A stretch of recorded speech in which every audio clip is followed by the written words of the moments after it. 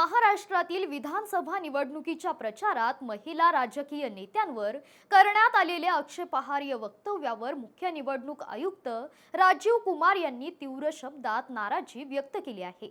अशा प्रकारचे वक्तव्य करणाऱ्या कोणत्याही उमेदवारावर तातडीने आणि निर्णायक कारवाई करण्याचे आदेश मुख्य निवडणूक आयुक्त कुमार यांनी अधिकाऱ्यांना दिले आहेत।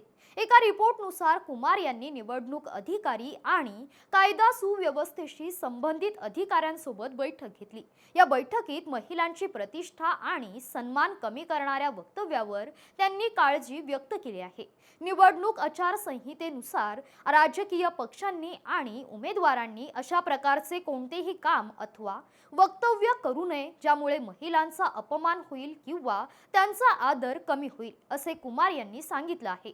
त्याचबरोबर उमेदवारांनी सार्वजनिक भूमिका आणि व्यक्तिगत टीका करण्यापासून स्वतःला दूर ठेवावे।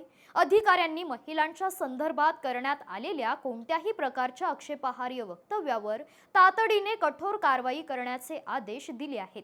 मात्र निवडणूक आयोगाने घेतलेल्या निर्णयाबाबत तुम्हाला काय वाटतं, आम्हाला कमेंट करून नक्की कळवा आणि आपल्या आवाज लोकशाहीचा या YouTube चॅनलला सबस्क्राइब करा। धन्यवाद।